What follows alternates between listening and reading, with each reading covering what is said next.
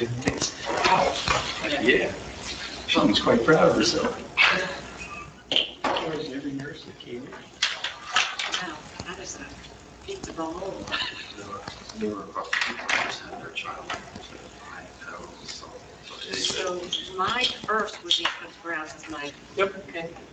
All right. Let's see if we can do something. Not that I will lost any time.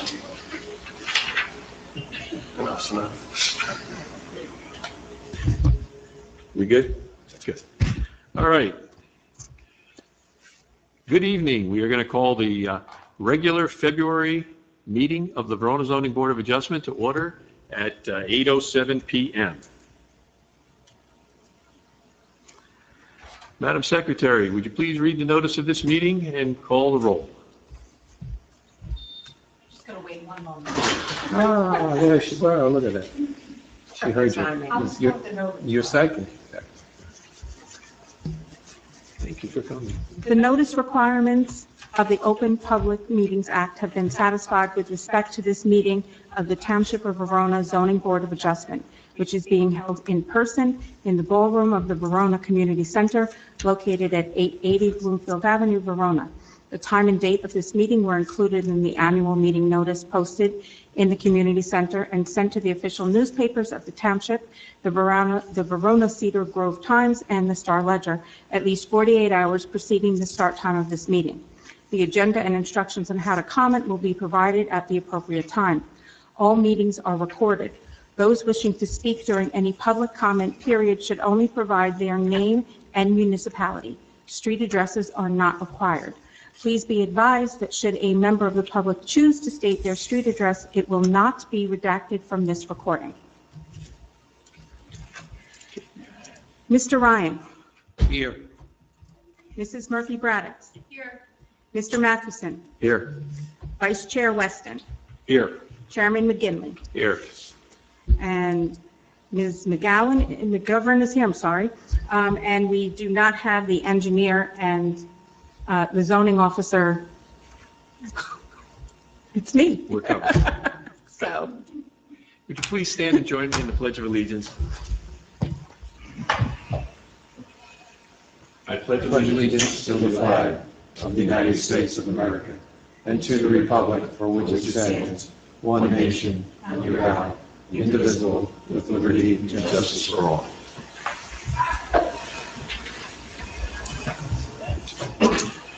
Okay.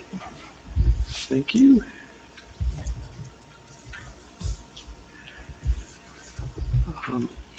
Since you're new here, we'll start with some general information. This board deals with the issuance of variances from the Verona zoning ordinance. That ordinance establishes specific requirements for the land area in the township and regulates not only the uses permitted, but the size of the lots, setbacks required, parking, signs, conditional uses, and numerous other such regulations. An applicant is never entitled to a variance. Applicants must meet specific criteria contained in the state municipal land use law by satisfying certain legal standards of proof. The burden is on the applicants to show that they should be granted the specific relief requested. Depending on the type of variance requested, applicants will need to prove special reasons, undue hardship, a balance of benefits, and other criteria. These are legal proceedings. Public meeting notices have been published, neighbors have been notified. Applicants and their representatives will provide sworn testimony and be subject to cross-examination. Any action this board takes at this meeting will be memorialized in a resolution document prepared by our legal counsel that will be reviewed and adopted typically at our next regular meeting. At that time, any variances granted will become effective. That said, we are a board that does its business in a fairly informal manner. Applicants are sworn in, tell us what they want to do with their property and what they are asking the board to do. Board members will question witnesses, and then members of the public may question those witnesses. At the conclusion of the testimony, members of the public may make a statement regarding the application. After closing the public portion of the application, the board will deliberate and render a decision. That brings us to item D on our agenda, approval of minutes. Has everyone had an opportunity to review the minutes of our January 11, 2024 meeting? Yes, Mr. Chairman. Sure. I will approve, set up for approval for the meeting minutes from the Thursday meeting, January 11th, Okay. 2024. Second? We have a motion and a second. All those in favor, please say aye. Aye. Any opposed? Any abstentions? Minutes are approved. Resolutions. From that meeting, we had 2 resolutions. Let's take them in the matter of Resolution 2024-01, Walter Athlito and Bonnie Borgi at West Lincoln. That was the house next door to the bank looking to put a generator in. Has everybody had an opportunity to review the document prepared by council? Yes. Okay. If so, I entertain a motion to I'll move to approve Resolution 2024-01. Second? Okay, we have a motion and a second. All those in favor? Aye. Aye. Any opposed? Any abstentions? Do you need a roll call on these all? No? Okay. No. No.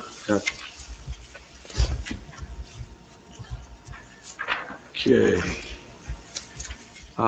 Resolution 2024-02, Bartos Agas. That was the 19 Maple Terrace big deck in the back of the house on the top of the hill. I'll move that we adopt this resolution as written. Okay, I'll second. we have a motion and a second. All those in favor, please say aye. Aye. Any opposed? Okay, any abstentions? Thank you. That carries. That gets us to items D and E and brings us to item F, new business. And tonight, the first matter on our calendar in new business is 8789 Fairview Avenue. Mr. Timpanaro, if you would be so kind to come up and stand for a second, our counsel will swear you in, and then you may be seated and we'll talk. Notice in order? Yes, it is. Thank you, Counselor. Now we're good to go. If you please raise your right hand. Do you swear or affirm to tell the truth, the whole truth, and nothing but the truth? I do. Please state your full name, spell your last name for the record, and give your address. Nicholas P. Timpanaro. Timpanaro.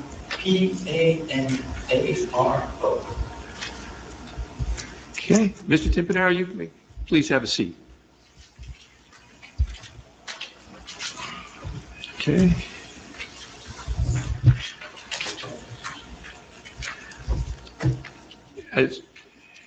As counsel advised, this is the expansion of a pre-existing non-conforming use, which in our language is a D variance. So it requires a little stronger set of proofs than a typical, for instance, deck expansion or the generator that we had last month. Okay, so if you would be so kind as to tell us what exactly you are looking to do at your property and what we need to do to get you there. Yes, please. So I'm looking to add a garage on each side of the house. It's a duplex. Doing 2 garages because it keeps everything symmetrical, and the house will be the same on each side. Purpose of the garage is I winter in Florida, and I would like to park my car in a garage, and it gives me a little bit of a workspace as well.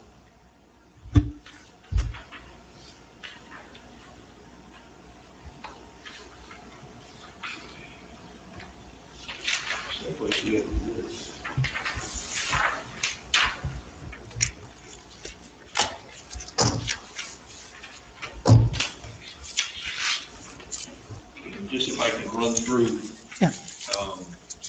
the list of variances.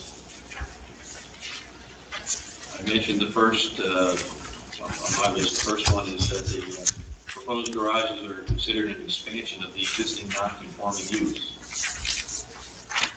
The second one, minimum side yards for a garage is 8 feet, and we're looking at 6.6 feet and 3 feet proposed. Minimum building separation distance between the garage as an accessory structure and the home as the principal structure is 10 feet. We're looking at 5 feet and 8.1 feet. Maximum aggregate coverage by an accessory structure in the side yard is 15%. We're looking at 19 and 20.9. And the maximum permitted garage height is 15 feet. Both garages have proposed heights of 17 feet.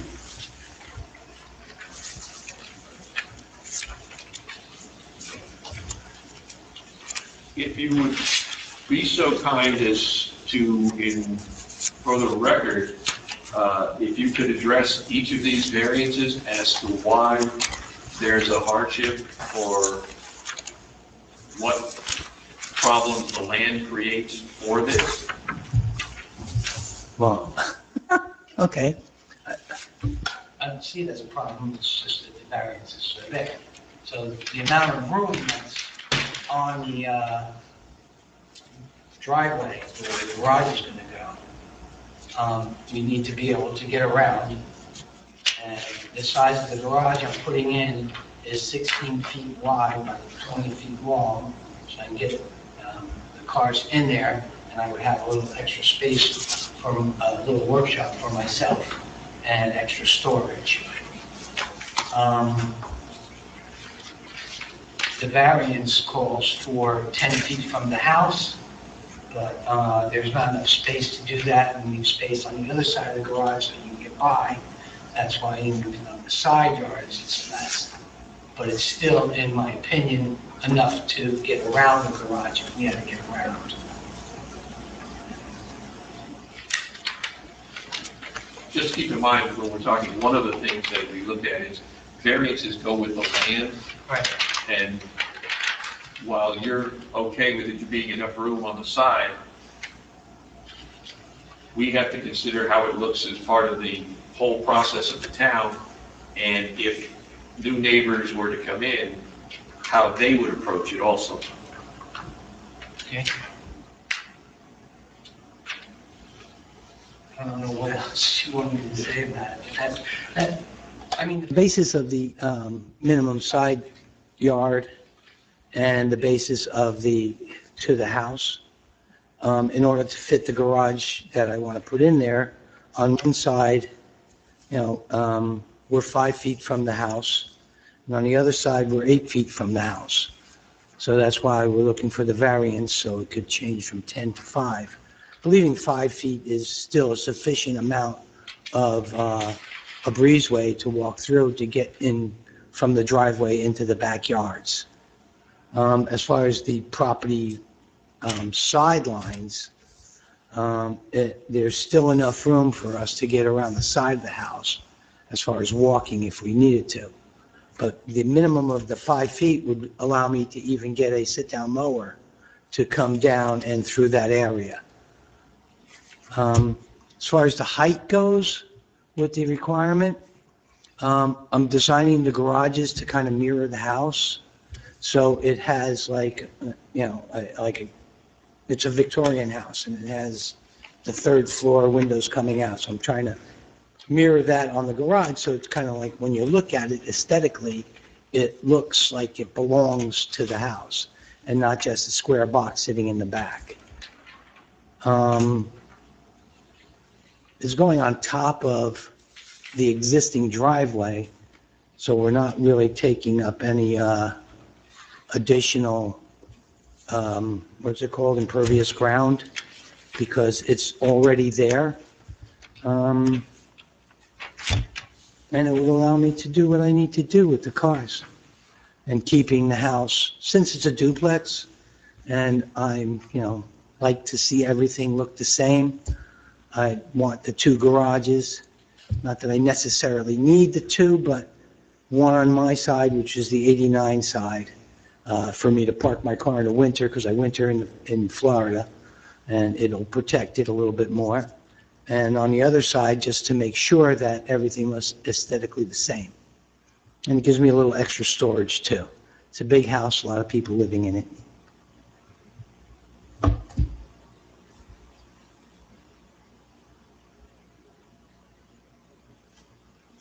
talk to your neighbors about this Yes. project? Yeah, my neighbors all know about it, they all know what's going on. I've lived there for 30 years. They all know me.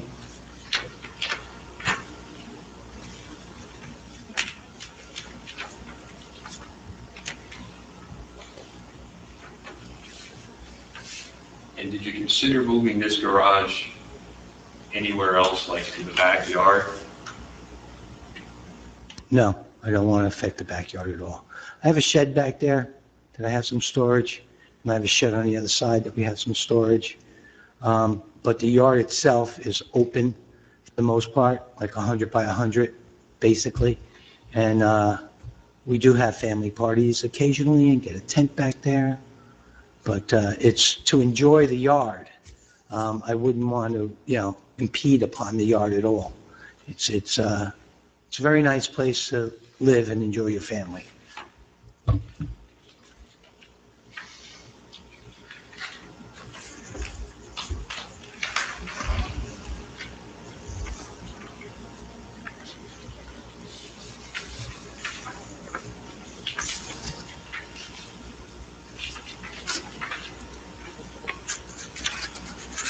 And this will be the south side, you have for 3-foot proposed. What's the distance then between the fence and the garage? So that's the side of the white vinyl fence? That's a wooden fence That's wooden? Okay. existing there, and it's my neighbor's. And I think I've already written an easement with him to have it on my property because he needed to move it. There's some maple trees there which don't show, so he came on the opposite side. I think it's a smaller area probably, maybe about, 1 foot to 2 foot along that side.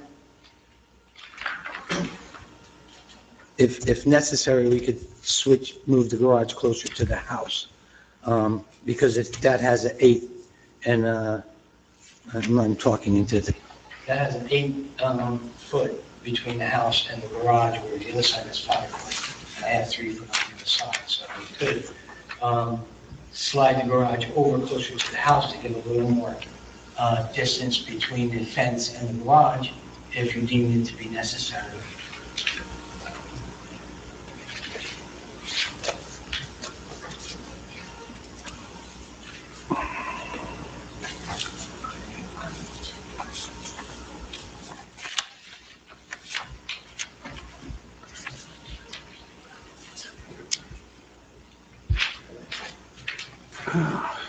Mr. Chairman, let me just ask a question of the applicant. Okay. Mr. Tampanero, if I understood you correctly in your presentation, the only reason why you're looking for a height variance on the garage is basically for aesthetic reasons? that's correct.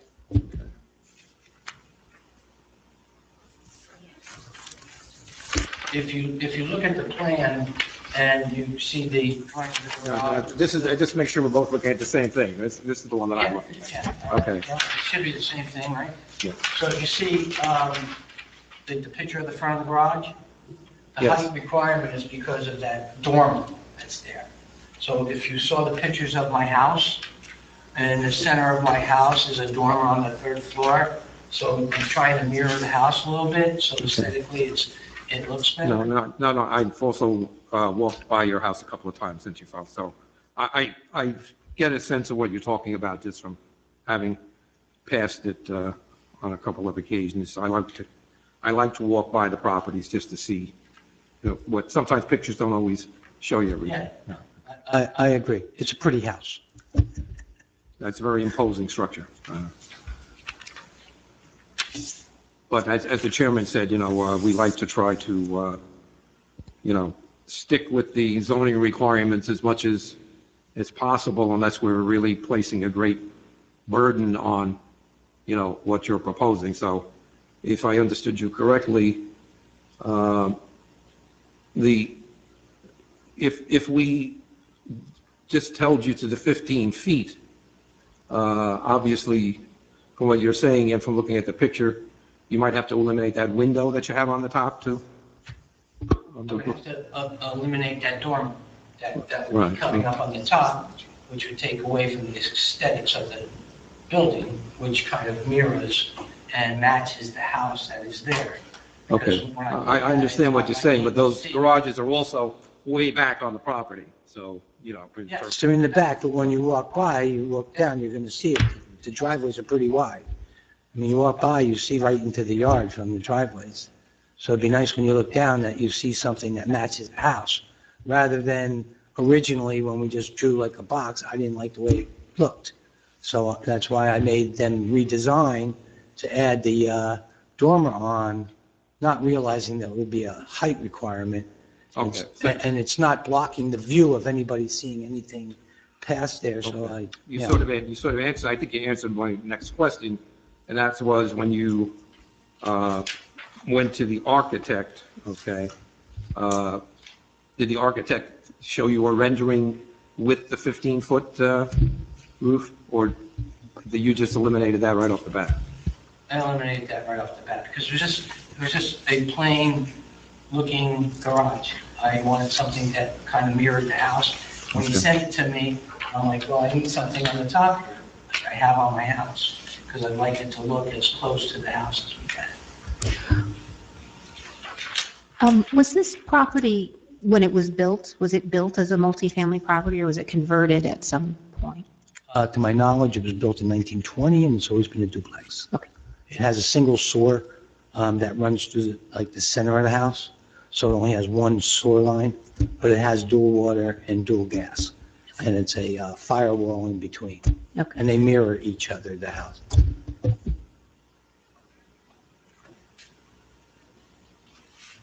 It's always had one address, though, that's interesting, even though it's got a divide No, and, it's 87. it is too, I'm sorry, dash okay, 89. So okay, 87 is on one side, 89 is the other side. okay, thank you.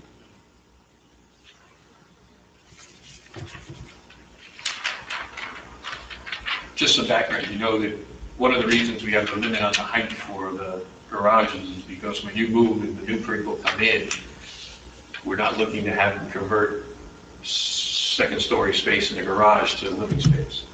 It's not high enough to convert it to living space. That's just a small dormer. The beams will be like at the roof line. This will be a 10-foot.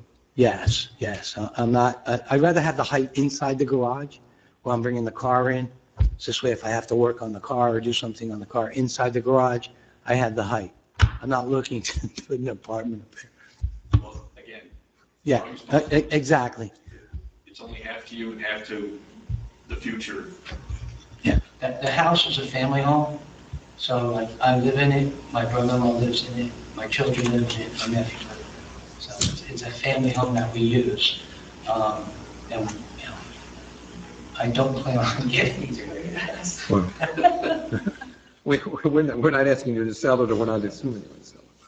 But basically, looking at the picture, following up on the chairman's point, it's that little dormer on the top that it puts you not in compliance? Is that an accurate statement? Over the window? Yes, I would say. Okay. So if that wasn't there, you'd probably be right at the 15-foot level, more or less? Yeah. Okay, because we're If we measuring, had that, it was just like a plain hip roof. It would Right, probably okay. be at the 15, now we're at 17, it's 2 feet, Okay. because the roof on top is a 2-foot yeah, section. because this is just my own clarification. So, Mr. Chairman, I guess it's the actual little peak of the dormer that's at the 17-foot level from what I'm looking at the blueprint here. And then, Well, actually, Kevin, it's the roof line, it continues on to the roof line. okay, If you're looking at the side view above, which is number 4, proposed side elevation. gotcha, okay. Not much above, okay, thank you.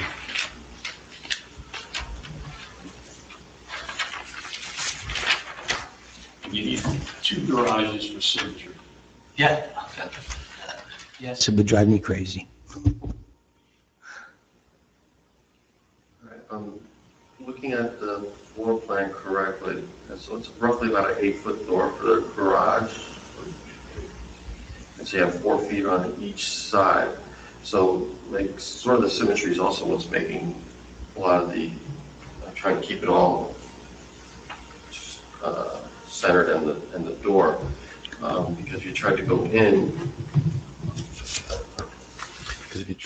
then it's, the door's now coming in to hit where the garage is. So the symmetry is also what's causing some more of the coverage and those side variances, making them smaller than probably what they could be. Like if that 16 then became, you have to take like 15 or 14, then it starts to become a little bit less on what you're doing towards what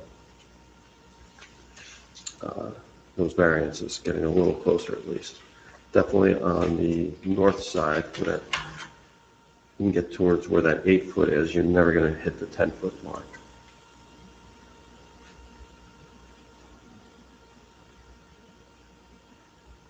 So you're suggesting moving the garage on the I was north just side? trying to figure out a way that how we can get it to be at least a little bit less. Some other variances.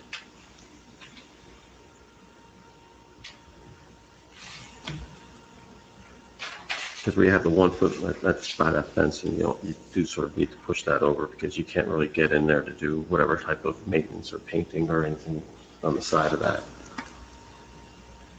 There's just not enough room. Yeah, I have no objection to like pulling it from the fence on the other side, but then, and then symmetrically, it could be a 5-foot, and then we would pick up 3 foot, so then we would have the same thing on the other side with the fence.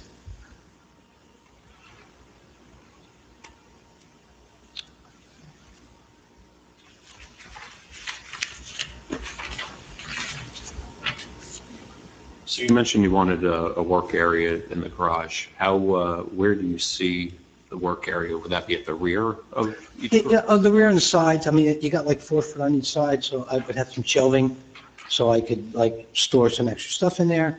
And then on the other side, probably on the side where the door comes in closer to the house, I would put a workbench, so I could like, do some stuff there. And if the workbench is 24 inches, then I have 2 feet between me and the car, if the car's in there at the time, so I could still work and do things. And, being 20 feet deep, I would have enough room to walk around the car as well without having to interfere.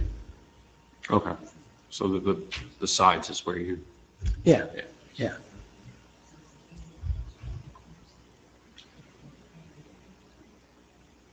Mr. Tiffany, you're not planning on putting in utilities in the garage, are you, like electricity, heat? I was planning on putting electric so I could use a power tool, so, and put an electric door in, so, But heat, No, okay. no.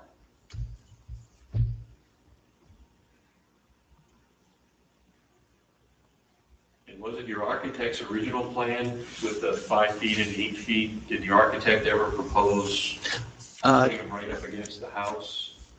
When I originally talked to my architect, we were talking about attaching the garage to the house, but the roof lines and the way everything looked, it was just not really feasible to do it that way, and it would not look nice at all. So we went back to like, let's do it this way and have it be a breezeway so that, we could walk through. I'd like to have it covered, but, it's like, it just wasn't feasible the way the roof line is in the back of the house, because the porch just has a roof going. One of my concerns is always getting some sort of equipment to your rear yard, should you need to do that. Yeah, it's, the 5 feet is plenty. I can take the snow blower down there without a problem, and I have a sit-on mower that'll go down the 5 feet and even make the turn and go behind it for 5 feet if I need to get in. I have a gate on behind the garage as well at the end of the driveway. So I had my landscaper mark out everything so we can make sure if they had to get back there with their equipment, they would have no problem. And that's the level, I was moving up a level, I guess, in equipment. Yeah, Somebody needed to take a tree down or something. I noticed you had several stumps, so yeah. trees maybe down. Well, I just had the two ashes taken down on my neighbor's side. And the only thing that would be left to be taken down is a giant oak. And that's going to need a crane. Right, you start with the street. But to follow up on the chairman's point, which I think is a pretty good one, if you had a tree problem in the open area, there are Right. still a tree line in the backyard, am I Mhm. correct about that? Okay. So if you did have to get equipment in there, even, a bucket loader or whatever, you'd be hard pressed to get it through if you put the two garages there. Yes or no? I don't know. Well, It's not- I mean, I'm not a professional taking down trees, but like, the gentleman that I used to take down the trees, when he came in to do the two big ashes that were Right. there, basically no machinery. They climb up They just climbed. and they cut and they lower, and everything was in the driveway, and then he would just carry it out and, get rid of it. They just chopped it and carried it out. Yeah, topped it, cut it, shut it,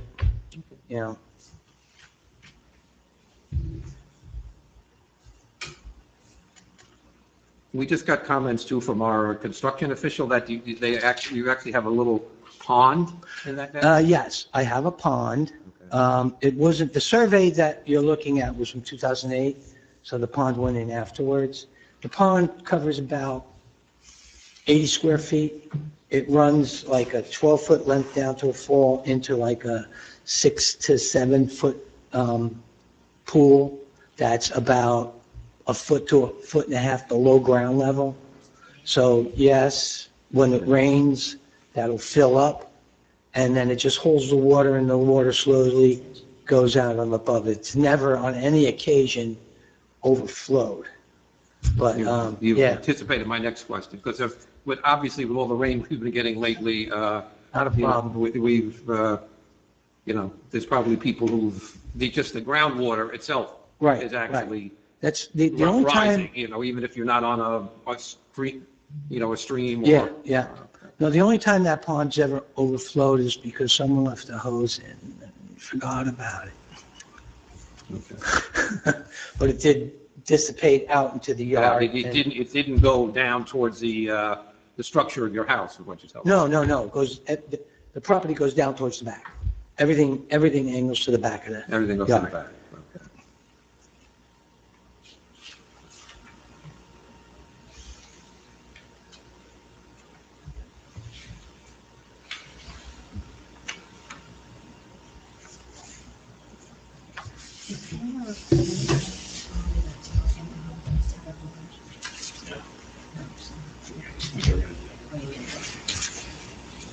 I think we recommended to bring it back. I was just wondering, 'cause I know a lot of towns have that, and that would make this more conforming. I didn't hear what could you?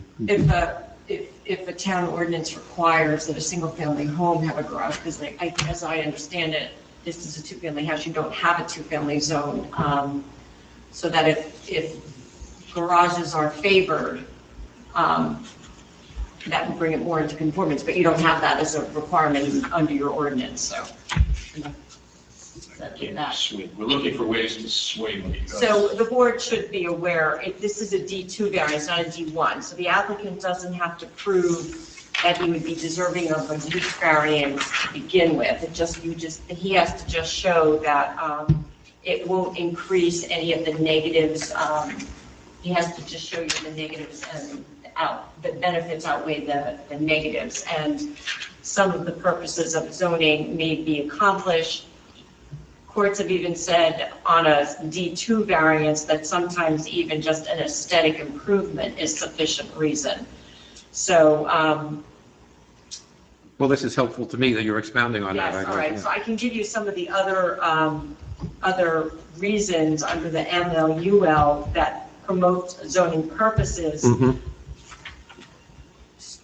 Mr. Timpanaro, many times, and I'm going to say I'm going to go as far as to say most times, when people have a D variance, they often hire an expert planner to be able to give their opinion to the board. But this board is experienced, and I'm going to read out the list of potential purposes under the MLUL that the board may feel as though fit this application if you so choose.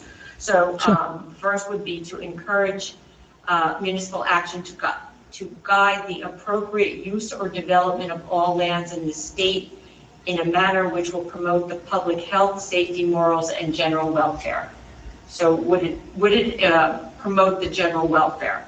To secure safety from fire, flood, panic, and other natural man-made disasters, to provide adequate light, air, open space. D, to ensure that the development of individual municipalities does not conflict with the development and general welfare of neighboring municipalities.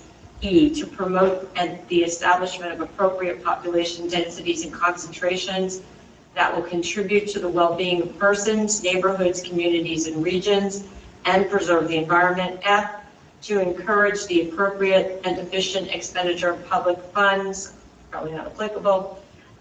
G, to provide sufficient space and appropriate locations for a variety of agricultural, residential, recreational, commercial, and industrial uses in open space, both public and private, according to their respective environmental requirements in order to meet the needs of all New Jersey citizens.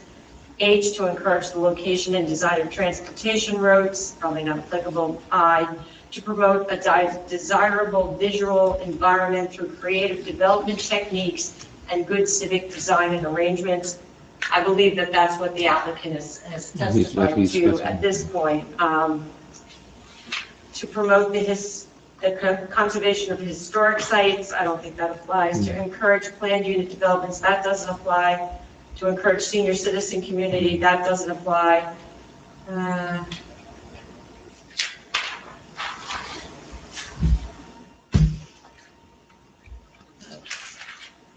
That would be about it. There's Okay. several others that are more of and go into scientific or environmental types. It's more esoteric, would you say, than Yeah, what we're yeah. dealing with here? Okay. Have to do with completely Right. different types of development. So, Could you read that one that more or less pertains to the aesthetics, though? I just like to sure, read that one. absolutely. That would be under I, to promote a desirable visual environment through creative development techniques and good civic design and arrangements.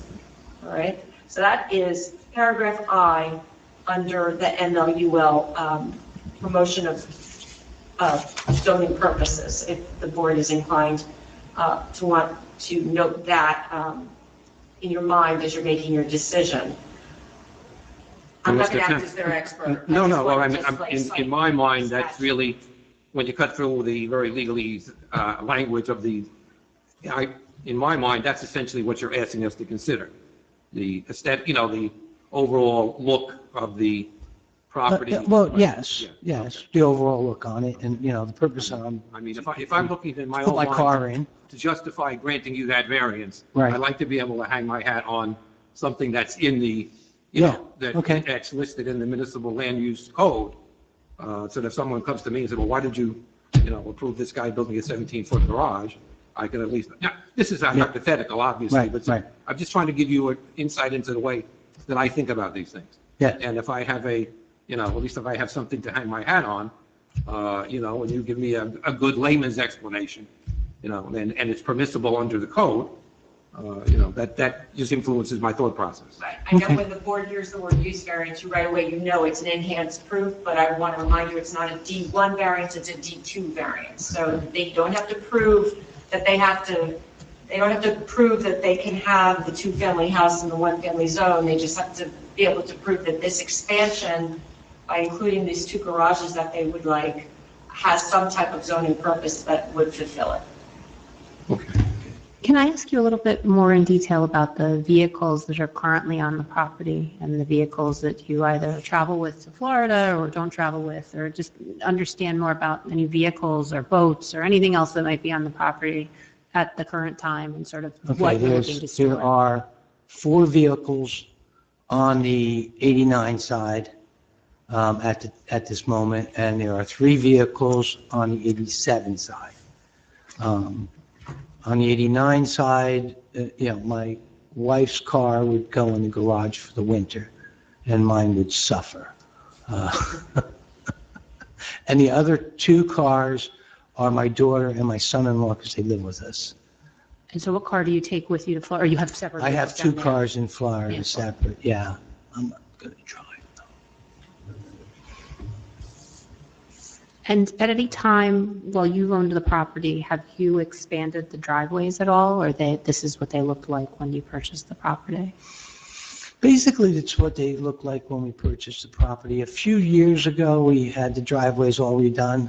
Like repaved, resurfaced? Yeah, we paved and, reserved and put proper drainage at the bottom of it so that when the water came down, it was there to disperse the water properly.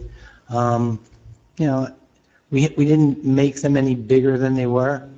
They were just basically there. And you said you've been in the property for about 30 years? I bought the house in 1994. Almost, 29.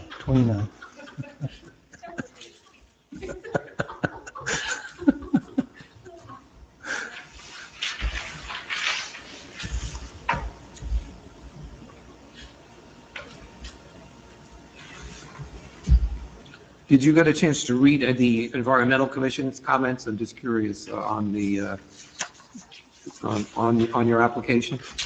Any comments on my application? Well, again, we typically, ask some of our our town officials and our commissions that, look at environmental impact to review the plans as well. And they provided some comments, and I just was. I didn't see any comments. One-page memo that, I email.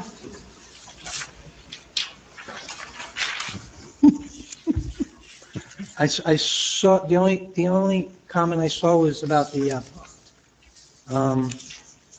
Well, I think we got 2. We got the Environmental Commission and the Construction Commission. The Environmental Commission came in when you were going to be heard Thursday, and I can give you a copy. yeah, please, because I don't think I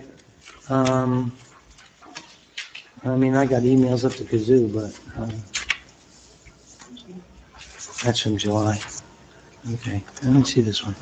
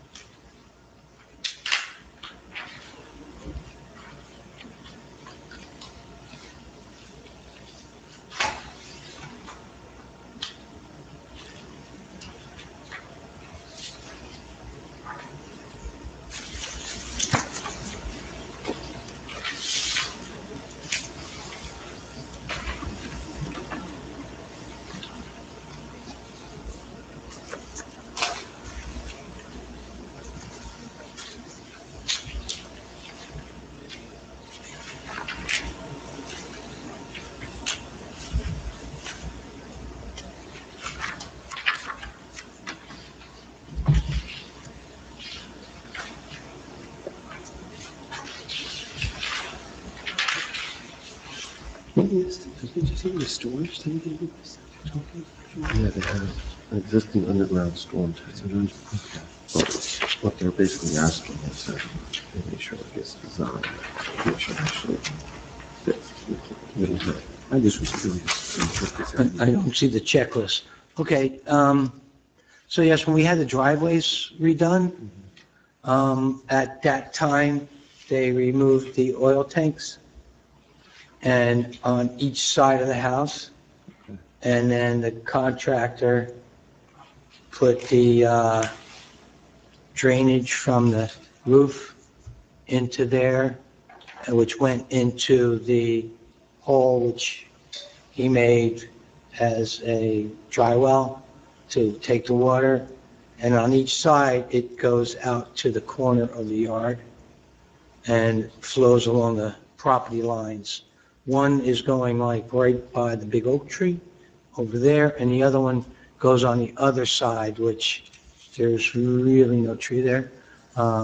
There were the two ashes down the end of the yard, but they got sick.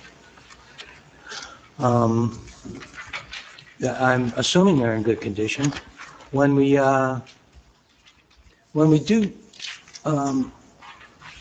put the foundations in for the garages, we'll probably be looking at those tanks at the same time to make sure that they can handle in whatever drainage, because we do have drainage in front of the garages, so that when it comes down, it hits that drainage instead of going through the garage.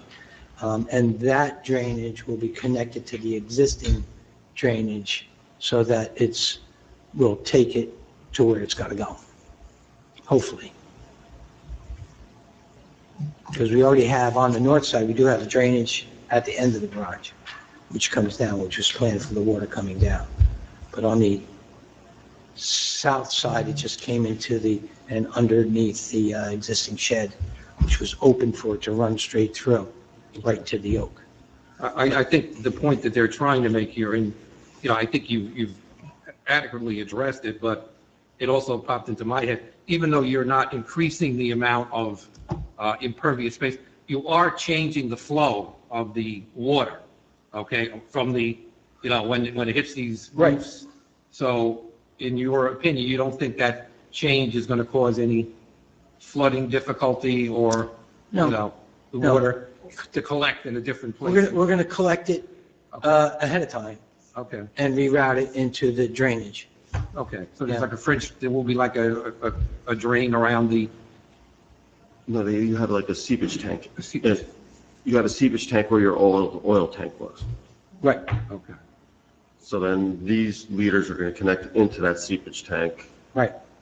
And then go down, and your house already... And then the seepage tank has the overflow, which goes to the back of the yard where the other drainage ties into it from the end of the driveway. And then it goes along the north side between the property lines, which has Thank you, Paul, for asking the question better than a large area that no one uses. It's just covered. Right. And at any point in time, like back when you had the tanks removed and this, had anyone done the calculations to determine how much water was actually being collected and running through this system? Or this was just to my knowledge, I would know, but Okay. yeah, I mean, the gentleman doing the driveways and the tanks, I would assume he calculated that with an engineer to figure out, how much flow there would be. But I haven't had any issues with anything as far as when it rains, that the yard is flooded or that the one side goes into bushes, the other side goes into trees and bushes, and they seem to absorb everything that's there. I don't get a flood in my backyard at all.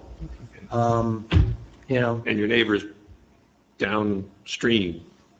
That goes into their backyards? No, but it's 100 feet away from the driveway, so it's the yard does pick it up, absorb it. And how long ago was this, Mr. Tempanaro? Did you have just roughly, did you have the tanks replaced?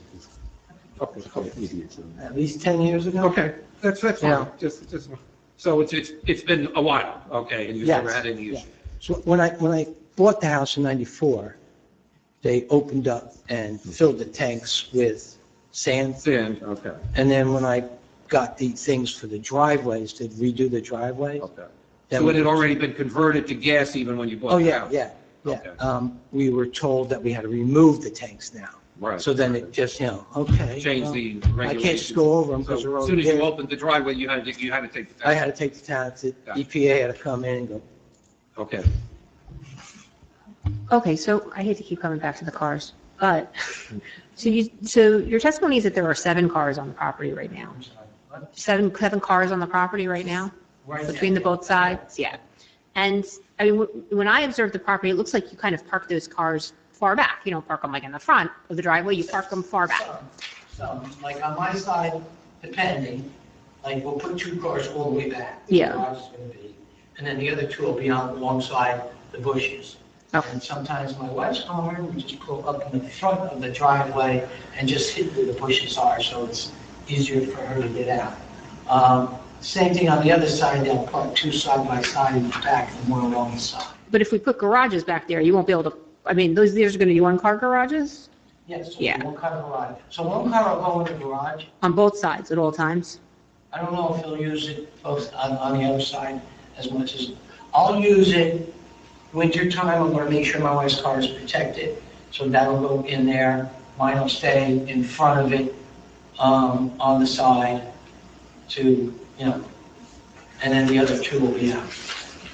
Because I mean, I'm just thinking about what this is going to look like, because your house, and it's beautiful, but it's large, and it takes up a lot of the property, and you're here requesting approval to build 2 additional fairly large structures, and then to have cars sort of parked in front of that, which now they're being parked back there.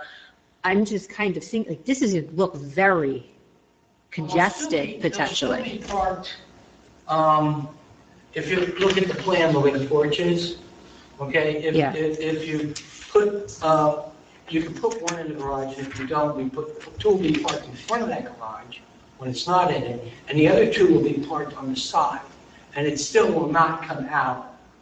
It'll come out maybe to where the walkway is on the porch, and that's basically the way it works. And the other side has the 3 cars, and that's the same thing. The 2 will be in front of the garage with 1 in and 1 along the fence line, which is kind of the way it is now. Usually wintertime, I park them all along the one side, so that this way the plow can come down, and the driveways are wide enough that 2 cars fit next to each other all the way through. It's such a pretty stretch of streetscape in Verona. Oh, The yeah. houses are I beautiful. love my house. I mean, it's just, I would hate to see I don't it think it's cluttered up and taken make it away look from- like an apartment building or something. Like, that's my big fear. It's one of my concerns with this, is I don't would think hate it'll to take ruin. away from the beauty of the house at all. I think it'll add to it because you have a nice structure back there. How many bedrooms are on each side?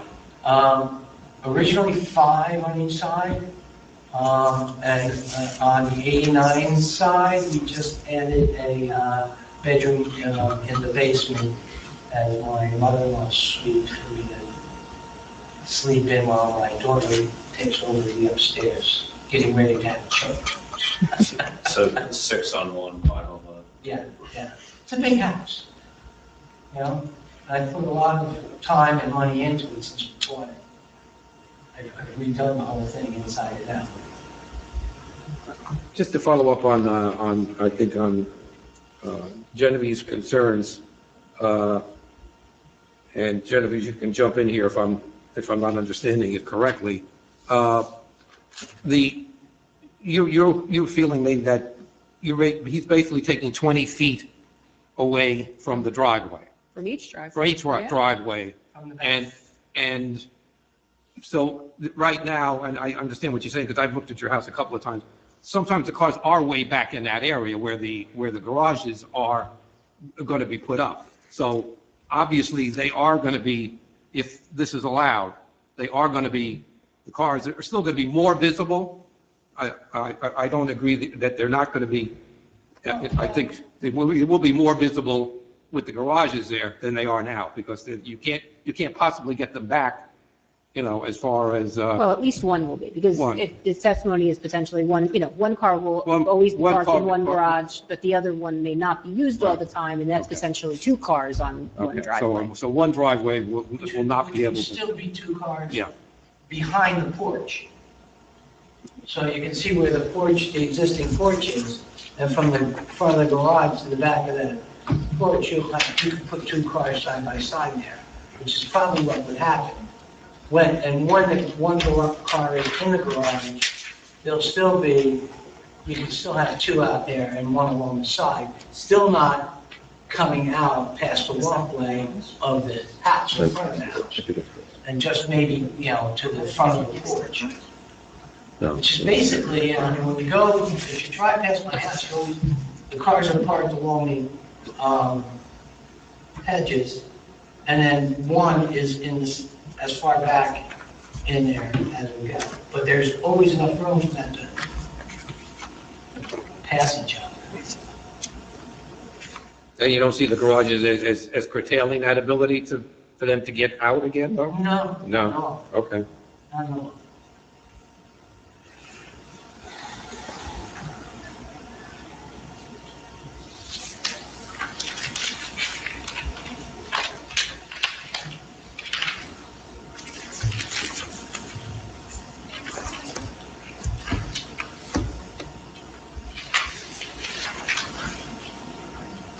I see also there's a, like on Google Maps, there's a boat in one of the pictures in your driveway? No.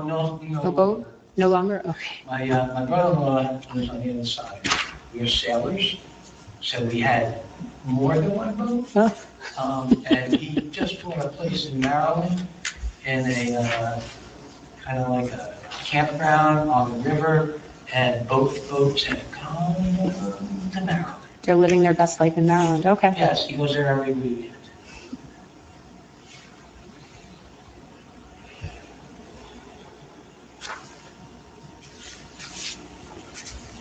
It's gonna be an old picture. They tend to be. That's why I have to ask. Yeah, I saw one on Google, and it must have been taken when I was having one of my garage sales. How did you have a garage? Oh, exactly. Without the garages. There's one there. Numbers drawn, You should have kept the garage instead of selling it. My house. 87. Mr. Timotaro, when council was reading that list, aside from aesthetics, did any of those other items seem to be applicable to your situation? I'm assuming promote the general welfare would be applicable because you'd be able to use the house. The two garages are justified because it's a duplex. Right. So that general welfare goes together. One of the other items, they'd like to record this. One of the other items that I think council read was something community, yeah. Let me look. It was up at the beginning.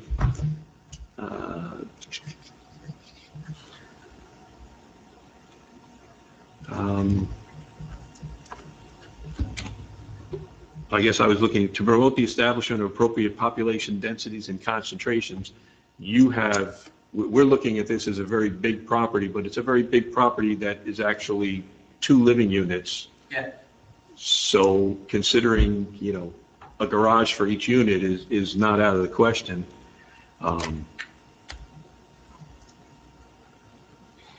And there was one more that could have applied. But I'm just wondering, did any of them, Well, for me, the garage is giving me a place to put my car. It's giving me a place for the storage. We just finished the mother-in-law suite in the basement, so that's less storage that we have. I have my daughter living upstairs with us, and now we have all her stuff and my stuff. And my brother-in-law is next door, and his son's coming in because it's a community thing that we're trying to help each other out and live together. Every holiday is at the house, so we have a lot of stuff. So the garages also help with me with the storage and getting things where I need to keep them safe. It's no longer buy a tree and throw it out. Now you buy a 9-foot tree and you have to save it. And it fits into 6-foot bags. And where am I putting them? God. You come to my house and you'll get an education in making a small garage hold a lot of stuff. I want to put the car in there. I know. I've taken the other approach. I have my daughter in the house up the street. My brother lives around the corner, and my sister lives next door to him in the 2-family house where my mother used to live with her. So. We affectionately call the house the compound. You have population density here. Yeah. We do, and we're the head of the family, so it's like everybody comes to our house. Okay, so, just because you seem like you. Thank you, Jason. General welfare would be under A, and that would be promoting, safety because you would be keeping your vehicles secure in Right. terms of, one vehicle on either side would be in a safer environment. Also, to promote and establish appropriate population densities. What you're speaking of is that your extended families are living together, and this allows an orderly Yes. area for both storage and living space. So that would be under paragraph E, and then the promoting the desirable visual environment through good civic design, which is why you've designed it, Right. which would require the height variance, but aesthetically would fit with the home. Giant And- houses there. Perhaps the neighborhood, I'd rely upon the board to know what would fit with the neighborhood. And if you're so inclined to make that finding, you should say, you've probably described that, because one of the things about a board of adjustment or any planning board is that you're selected because you know the town and what looks good in the town and what fits with the town and the neighborhood specifically. I mean, if you look at, Because it also, benefits have to outweigh the negatives. So if there's any negative impact on the neighborhood, the board has to consider that as well. I just like, when you look at my house, it's, 3 stories high. And, every story is living space. It's a big house. There was a house on the corner where, it was a big old house and they ripped it down. Landscaper built another house Oh, yep. and, he couldn't go as high with that house as the original house was because of height requirements. I almost bought that house too. For the record, I lived on Crest Hill Road for 10 years and would go to the bus on Bloomfield. So for 10 years, I traversed that section. Those are all big houses.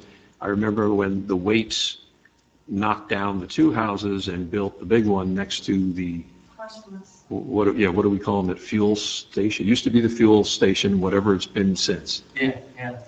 The neighborhood from Verona High School to Bloomfield Avenue is all very large property. There's large homes. Yes. And are there garages on these properties, and to the point that Yes. you count? Yes. Yes, okay. Okay. Yeah, in some cases, the Waits would have a 5-car garage. I would say that's the exception. Yeah, there's a few more that, Yates are There's- three. the Yates who live there also have Three. 3. Well, I'm following up on the council's point that if you have other homes along that stretch that already have garages, playing devil's advocate here, he's just asking to match really what the surrounding homes have, in terms of garage space. Yes, yes. I threw you a nice softball there. You did, thank you so much. So. I like it. And I've been the scoutmaster for over 20 years in town. I have to get your variance. No, that doesn't help. You'd be amazed how many people come in here and think they're Boy Scouts. I know a lot of Boy Scouts. I do want to revisit, if the board is back to details, if you're moving a garage, we're going to need specifics. Because I see my friend to the left with the red pen figuring things out. So are we looking at the garage on the south side? On the south side, yeah, that definitely needs to be What moved number over. house is that? 87. 87. So that's your brother-in-law's side? Yes. Okay. Yes. And I don't have an objection to sliding that over, cutting the 8 feet down to even 6 feet, and putting 2 more feet on the other side.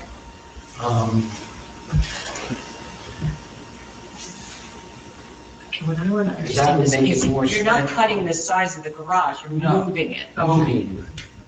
moving the garage over 2 feet. Paul, in your opinion, that 2 wouldn't be feet making it toward the symmetrical, house. basically, right? Is that Yeah, what you're- right. I know, I see what you're doing.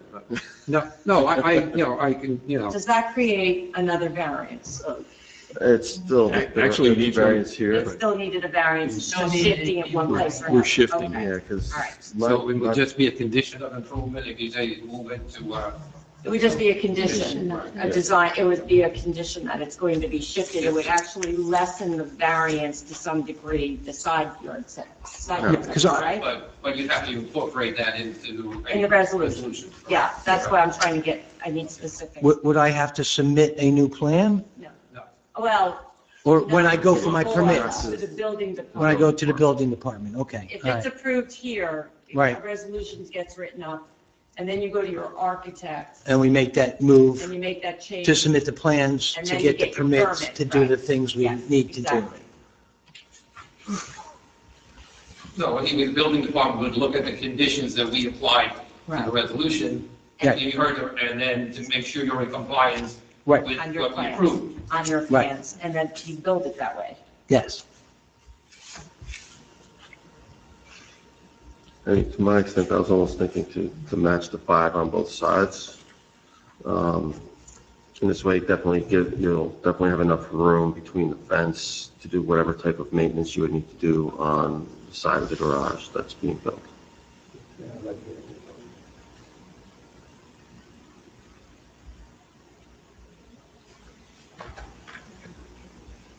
If that's all right. Yeah, So, house 87. so,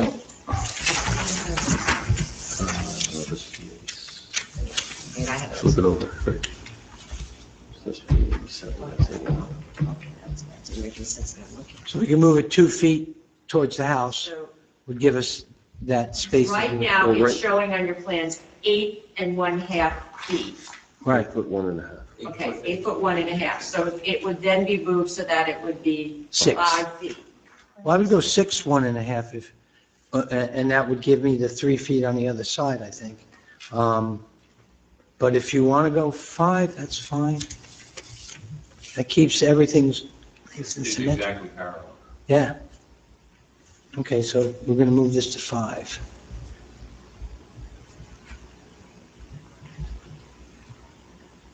So that would be 3. Does that block entrance to that gate there?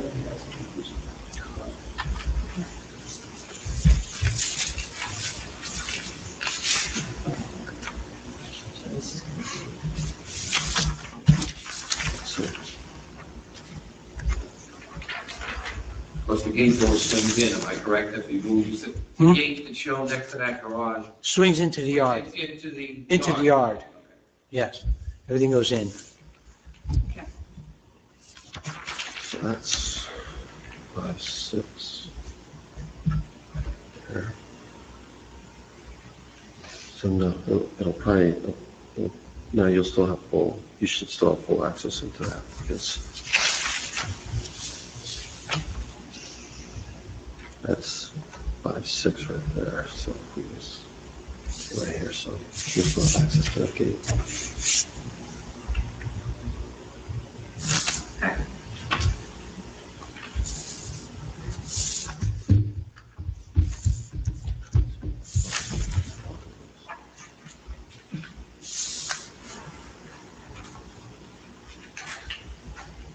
Yeah, it won't block the gate.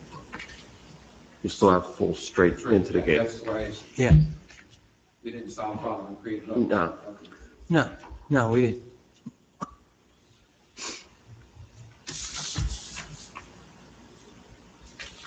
And then there, anyway, in this correction around, you still have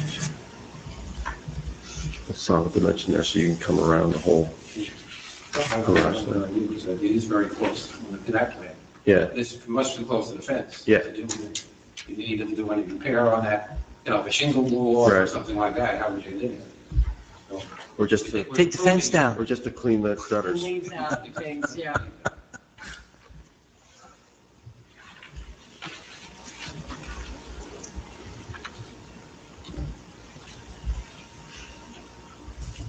Okay, so we We modified 2 of the variances required.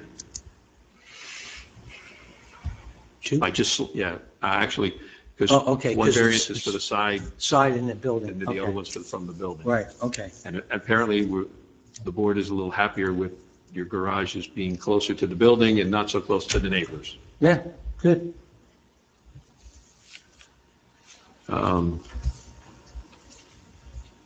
Anyone else have questions in general? Because I realize, I'm assuming the audience is not going to question the witness, although this would be the opportunity. If you- Anything you want to ask them under oath? Trying to throw me on the bus. Okay. She controls everything. If there's no one in the public that has any questions of the witness, we'll move to statements, and if there's no one from the public who has a statement regarding the application, we'll move to deliberation. If the board would like, we've just kind of moved in the direction of discussing, there seem to be 5 variances required. And what we've done is we've just modified B and C by sliding the garage closer to the house so that instead of being 8 feet 1 inch, it's 5 feet away, which now moves it from 3 feet to 6.1 away from the property line. In doing so, we've, kind of exacerbated the 10-foot now being only 5 feet from the house. However, those 2 went. How about any discussion on the maximum aggregate area covered by accessory structures is supposed to be 15%. We're looking at 19.6 and 20.9 in the side yards.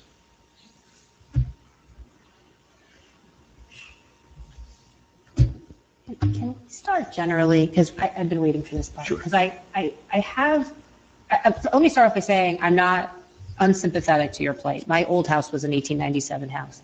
I did not have a garage. It was very annoying. My new house, my current house does have a garage, and it's lovely to have one. I think the problem I'm having, and I also appreciate that you want to make it symmetrical so it looks nice, and you guys know me, I am all about things that look nice in this town. I think what concerns me is by making it symmetrical, we are making a house that, while it is a multifamily property, it really comes across as a single-family property and matches the character of the street. My concern is that if we slap 2 garages in there, it now looks like a multifamily property. And I'm very concerned about that. That to me is like, I feel like it's going to like really adversely impact what it It has 2 driveways. Yeah, but it And almost when looks like you a look at it, circular and they're both on each side of the house, and they are numbered 87, and they are numbered 89, and the entrance is from the porch. And it's, most duplexes, or at least I own a duplex in Bloomfield, I only owned half of the house, and somebody else owned the other half. And they could do what they wanted to that half on the outside, and I could do what I wanted to my half on the outside. So I could make this green, I can make this blue, which was like ridiculous. But this being one structure and being one property and assessed as one property, okay, even though it is a multifamily, it's like 2 single-family homes. They're independent of each other. The only thing that's shared in the 2 houses is the sewer line. That comes down the center of the house and runs through the center.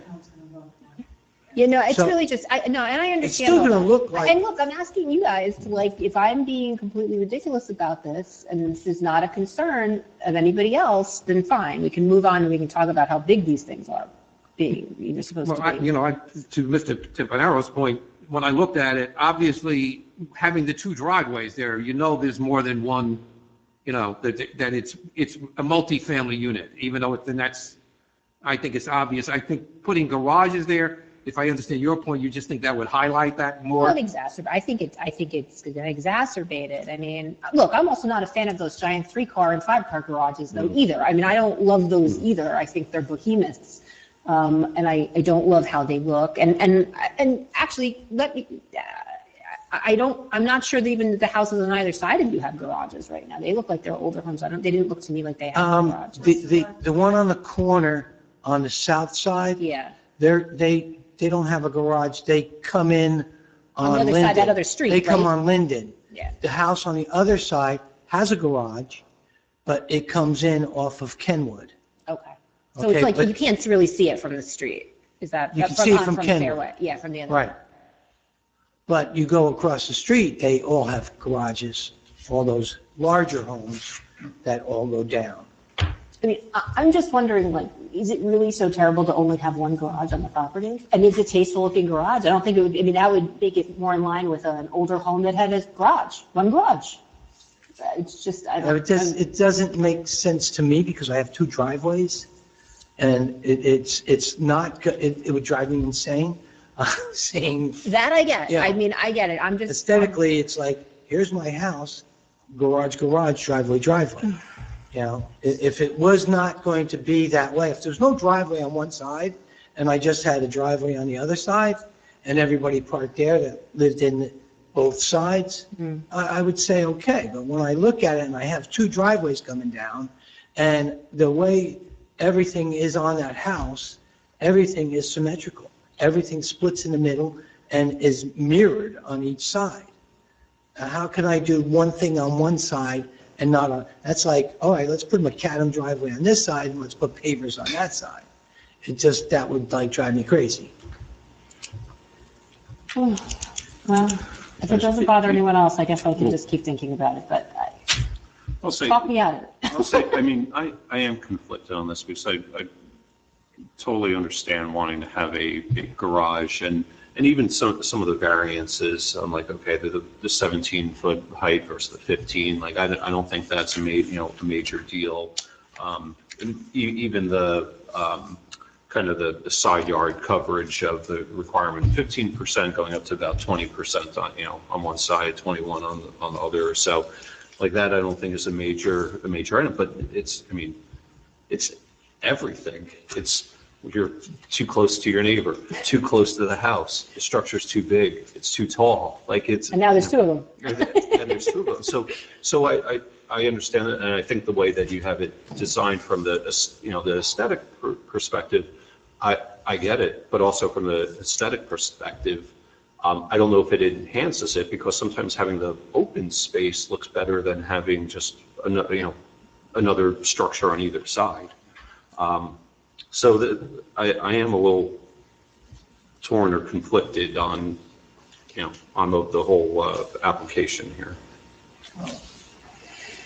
On the 89 side, down the driveway, between the two houses are 30-foot trees that run along the whole thing, so you don't even see the house there.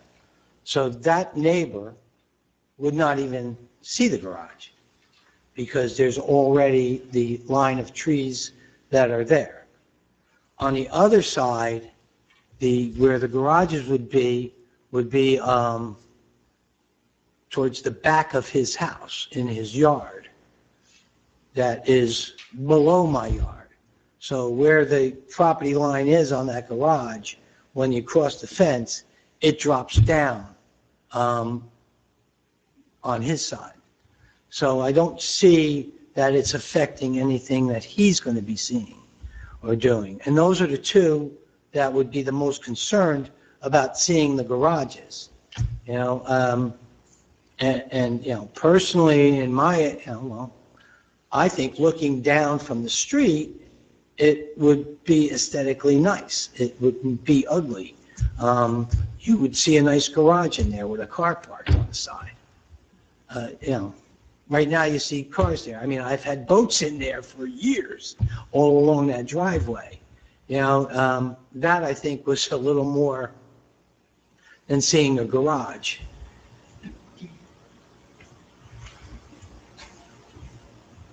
Well, to the point that we talked about before, though, putting the garage there does move the cars that can't get into the garages closer up towards Fairview, for lack of a better way of putting it.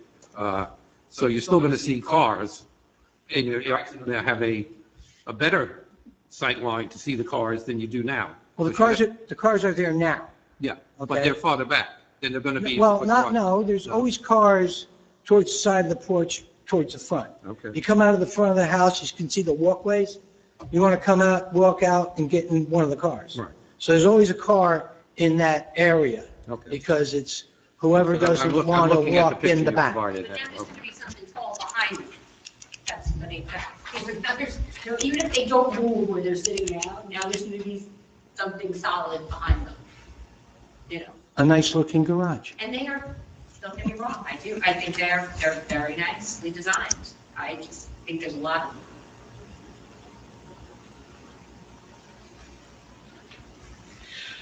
That's just me. I know you have no intentions on selling the house at this point, or even, stays within the family, but these variances, if granted, stay with the property for, Yeah, perpetuity. yeah. And having, I would say, a combined 11 bedrooms, you never know what will happen down the road, and I could see someone buying the house and then ultimately renting out bedroom after bedroom after bedroom, and now you have 11 cars in here, in the driveway, and those cars, they're not parking all the way to the side as you do, or in the back, or so on and so forth, and they are closer to the street. So I'm also thinking about kind of 50 years from now, what this might turn into as well, because it does stay with the property. Complains devil's advocate, Scott, that can happen now when he doesn't put garages in. I mean, that's, this is it is an outdated concept from the standpoint, and it's wonderful, follow what he said, that your whole family lives in there. Yeah. But if you went to sell the house, as Scott points out, and somebody bought it, they have to buy it as one piece of property, though, from what under the current. Yes. Correct. They can't buy either. They can't split it. Okay. Because every city, town has a different version. I grew up in Brooklyn in an attached house, but there were two different owners. But in this case, that could never happen, or there would have to be a severe legislative action to do that. Yeah, D1 variance. I'll tell you what would have to happen. You would have to do a subdivision of the lot Right. and subdivide it in, I'm a title officer, I own a title insurance company. So you would have to get a subdivision of the property so that you could sell half to one side and half to the other. And So that if I would have to understood- go through the town, I the town would have to approve. Council, no, okay, but No. if I understand what you're saying, council, that they would, if someone wanted to split it up, they would have to come back here And it for would be a it D, would be a D1 variance. It would be a much higher threshold of to get an exception. Correct. Okay, just wanted to clear that in my own. But it is still two separate households. Yeah. So No, it's not. It's No. one house. with two But separate not- dwelling Right, units. well, that's what I mean by household. I live on one side, someone lives on the other. What amenities I have on my side, I want my other side to have the same. So putting one garage on one side is ignoring the other side for not having a garage, to have the same advantages that I would have with a garage, with the extra storage and a place to put one of the cars, especially in the wintertime. So, I mean, Well, to follow up on that discussion, in my mind, I would either do both or none. I mean, that's the way I feel about it. Either allow both garages or just say we don't want to put, we don't want to put any additional structures, on that, because I don't see aesthetically, I don't see that putting one and leaving the other one open is really, is really helping the situation. And, I guess the symmetry argument comes into play there. But,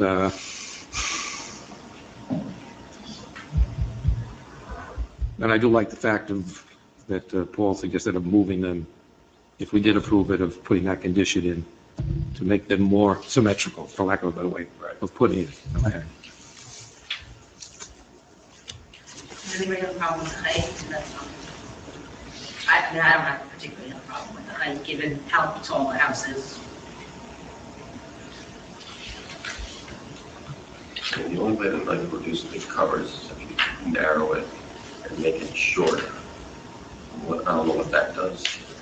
So make it useful as a garage. That's what I, Well, you could just make it a garage for a garage without a workspace. without workspace for storage. Yeah, and that would also help you with the setbacks requirements, correct? But that- Still be a variance. Yeah. That kind of defeats the purpose of the garage as well, because it's for the car, it's for extra storage, it's for a work area.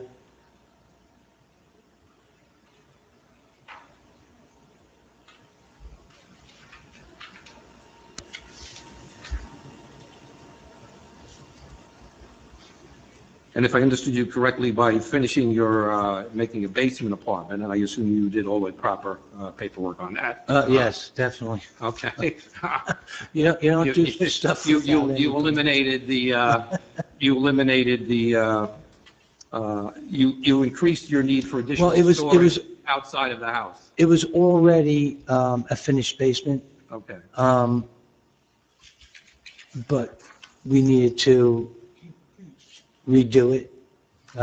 We had a little water issue in the center, so I had to rip up the floor, put a whole drainage system in, and then when we did that, we, made it into a nicer little bedroom in the back. I put an extra bathroom in with a shower for us. So does the basement, not that side of, does that span both sides of the house or just one side? Is that- One side, there's another basement on the other side. Okay. So one is finished or both are finished? Only one is finished. Only one, okay. And it comes out into the backyard. Okay.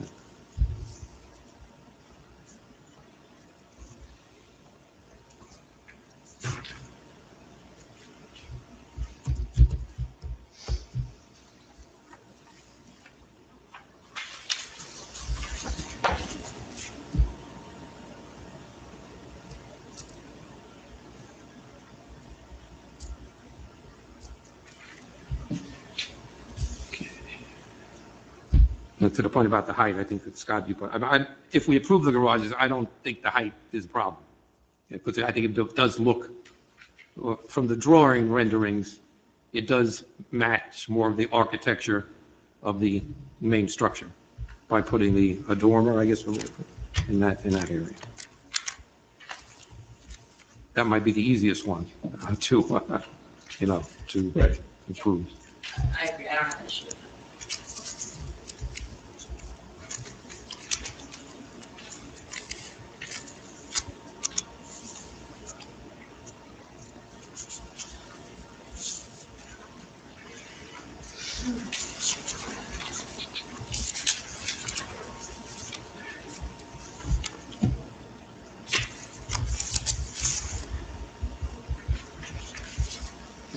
I'm not a fan of having your house go from property line to property line, especially if the house next door is 5 feet from their property line. Their house is already there at the property line. And that's a tiny property for Fairview Avenue.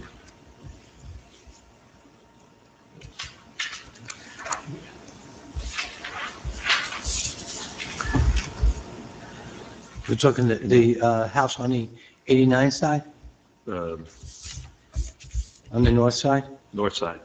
Yeah, they had a variance to make that house that wide and encroach on that line.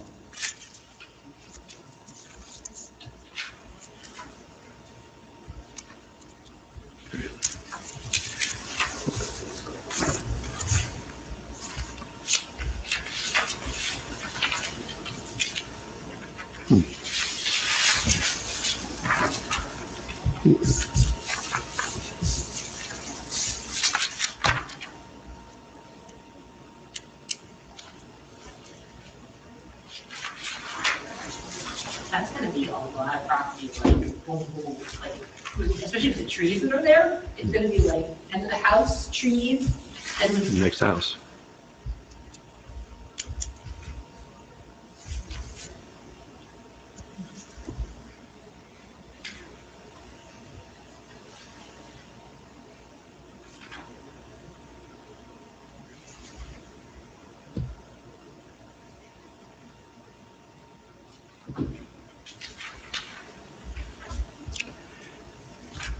looking at the lot map, virtually everything on either side of this gentleman's property is a non-conforming lot, if I'm reading it correctly, in terms of, they would literally have to come, anything they wanted to do, they would literally have to come for a variance because they're very narrow, and, they probably, Ones on Fairview? yes.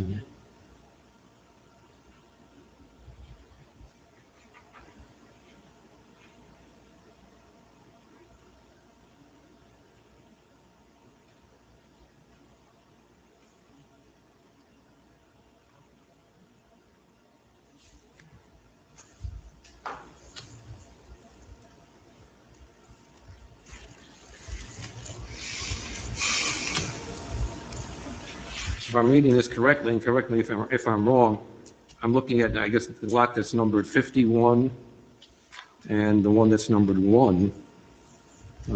It's an interesting little, one that actually has an L-shaped piece of property there. I'll call it black and blue. But, but the garages would be somewhere towards the rear of those properties. Am I reading that correct? I guess to you. Order 48 and 2. 48 on Right. Linden and 2 on Kenham. Right.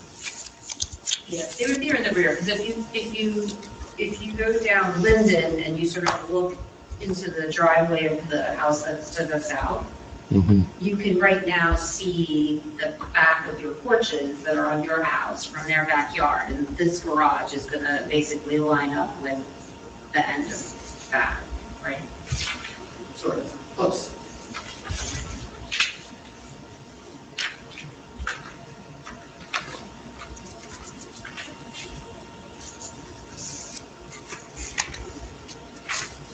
So I guess this would be visible from this, the one garage on the south side would be visible from this, the other road, right? Linden.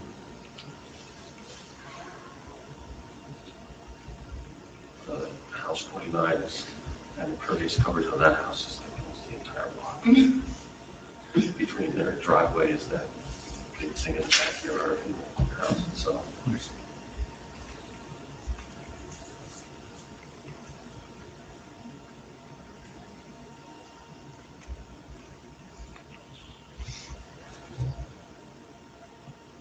But between 48 and 49 going down, there is a tree line going pretty much down the entire side. Yeah, but I think the problem, I mean, that's nice in some respects, but I think here it exacerbates the problem. I mean, on the one hand, it's good for the neighbor, right? It doesn't have to see the garage that's right up against the property line. But from the street, you see house, trees, something that looks like a little house. I mean, it's just, it's a lot in a small space. I mean, it's not what I think that street is kind of known for. When I drive down that street, it feels big, it feels spacious, it feels, different than a lot of the other streets in the town, which. You mean Fairview or Linden are you talking about? Fairview. I mean, that's one of the nice things about the street. It reminds me where the town I grew up in, it reminds me of Montclair. It's spacious, because there aren't a lot of streets like that in Verona. It's not shrinking the property. Property's still there, the house is out in front, and you still have the 20-foot driveways on each side of it that you're going to see on the street. I'm not unsympathetic.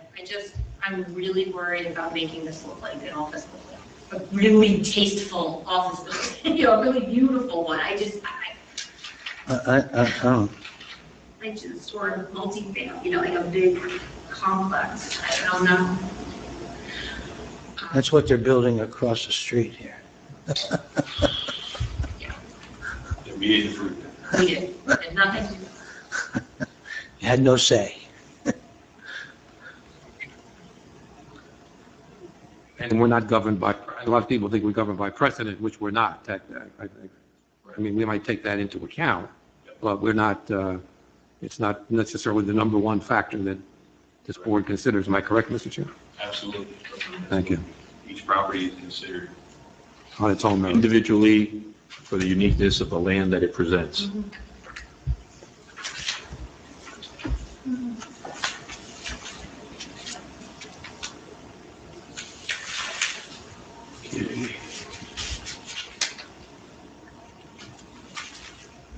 It's a shame because no one variance would present a problem. Right. No one variance would present a problem. Combined, you just can't get any leverage to clear. You can't get enough room on the sides, you can't get enough room between the house and the auxiliary structures. Yeah, it's even between so it's gonna be like 5 foot from the house to the garage, and then 5 feet between the back of the garage and the shed that's not going anywhere. Like, it's just gonna be a lot of stuff. I would much prefer to somehow see them put a garage like in the backyard. It's a big backyard. I know that's not ideal when you live in the backyard, but it's just, you know,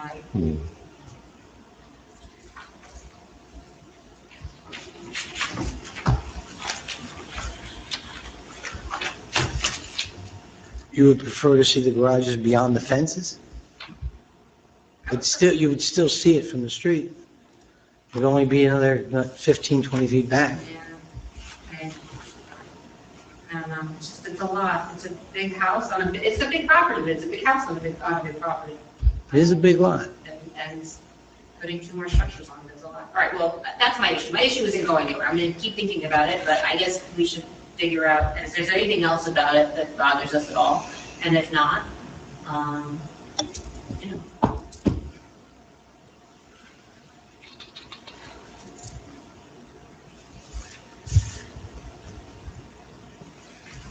Okay, who's going to cut the Gordian knot?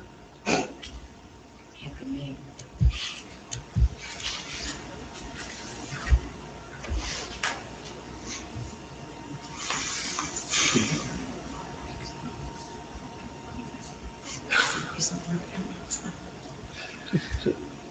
Kitchen back here. Okay, just don't talk. No, I'll get it. Don't do anything illegal. I think that was a challenge. Don't speak.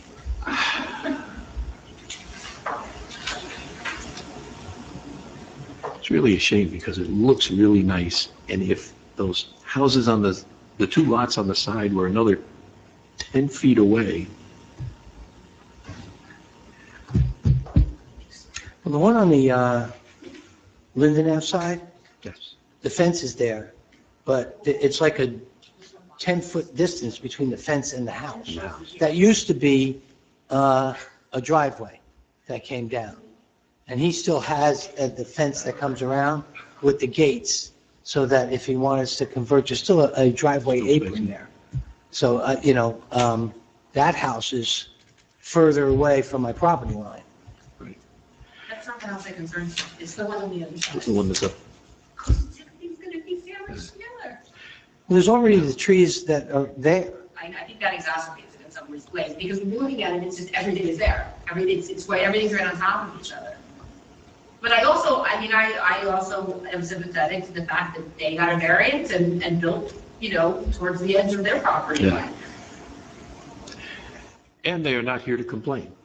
Oh, yeah, no, they're not complaining. And for the record. I've talked to my neighbors, everybody's like, yeah, whatever. They understand what I'm doing. They had no complaints about anything.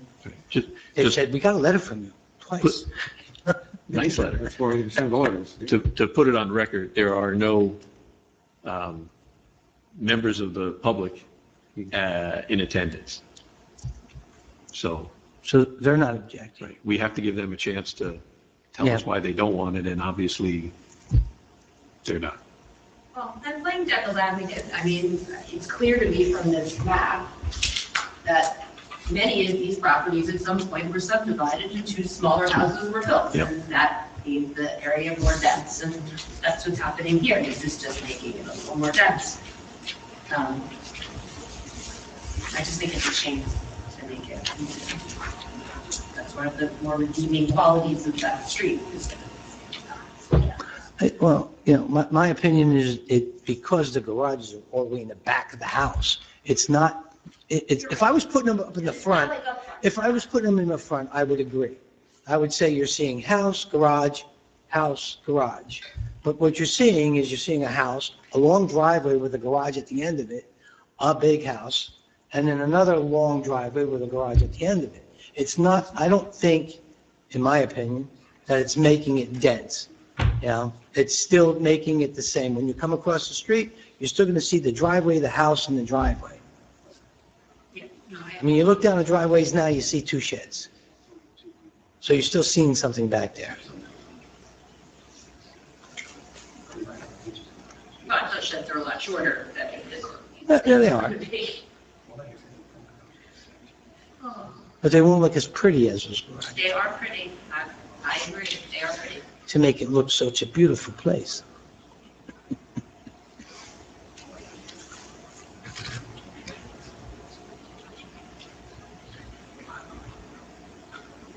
Can you write a condition in that no one is ever allowed to attach them to the house?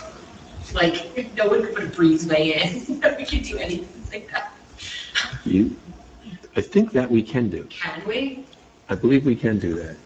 If we were to condition that these were to remain freestanding Detached units. garage. You could say that, but in the future, somebody could come back to whatever board's sitting here and ask for relief of a condition, but it would make them have to come back. So you can make it a condition because that's directly affecting the land. It's not like some obscure thing like, for some, based upon something that can't be defined. But that would mean that them or somebody else could come back and make a request for it. But they'd have to go back, I mean. They would have to come back to a board and present their reason. And assuming that the zone isn't going to change, it would be, again, not only a relief from condition, but it would be another D variance. We are in the process of doing our master plan now too, which, we won't even get it, so they could change, but that's not for us to consider tonight, I guess, but. Right, it's not existing right now, but for now, the way that the zone exists, your zone plan exists, you don't have a 2-family zone, you only have a 1-family zone. And you could add that as a condition, if that helps you. You think that would be a permanent condition for aesthetics or whatever, fire safety or whatever the case may be.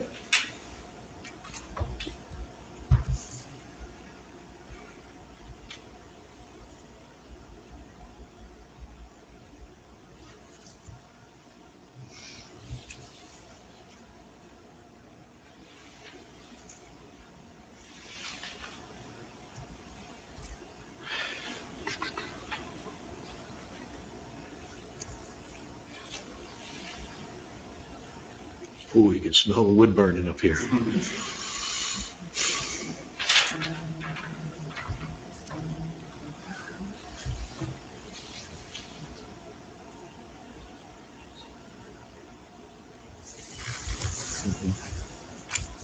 I mean, ironically, you could actually move the garage on the one side back if the shed wasn't there. Yeah. You're concerned, but then we move the symmetry of it, you can't move the other side back. Well, that's symmetrical. They are deck. What's that? This one's further back than this one. Yeah. We could be more further back. You get safety. Yes. Then you're extending the driveway back further to house the house, and you're increasing the impervious coverage.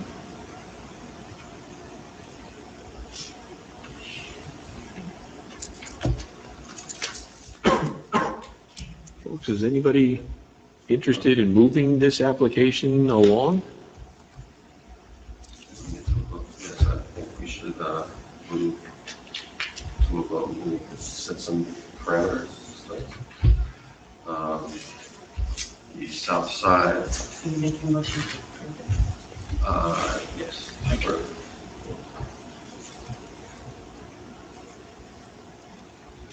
One thing that I'll request is the southern garage closer to house number 87. Move that 5 feet from the house to increase the side yard setback from 3 foot to 6 foot 1.5.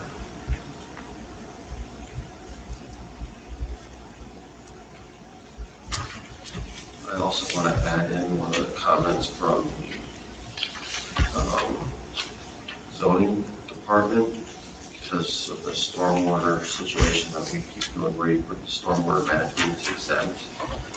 Since there's no increase, but they want the connection of the piping. They want, however, the applicant proposes trench drains with noted connections for underground stormwater, connections in the pipe sizing and alignment with the location, size, et cetera, of the storage tanks not provided. Is it number 2 or number 1? Oh. Oh, wait, no, code offices. The recommendation of the construction official. Yeah. Okay, so that would be, that, okay. Yeah. Stormwater management? Yeah. Okay. Must conform to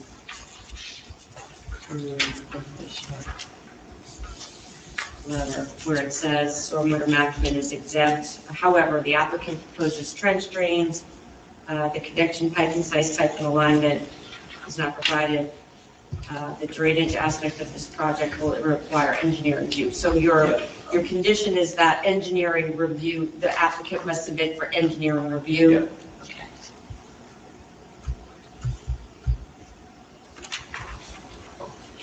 Stormwater. It's a good thing that we didn't have that until recently, these recommendations.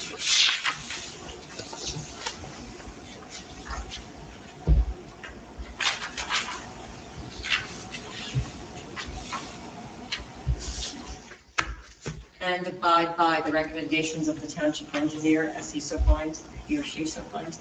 Yeah, correct. Yes.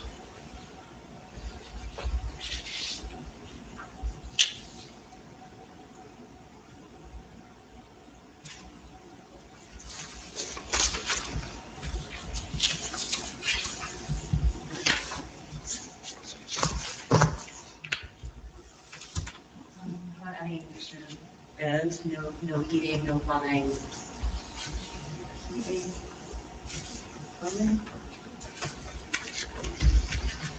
about no use as living space. Yeah.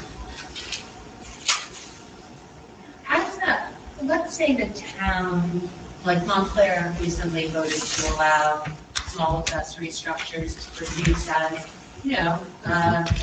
drain pods or whatever they call them. I mean, it seems to me like something like this would be right to be, I mean, now we have 4 separate households living on a property. There is a, and this is maybe not the time to talk about it, but there is a significant discussion going on in Trenton about trying to create more living space for elderly parents and people of needs to help, like pods. And there is a lot of chatter about mandating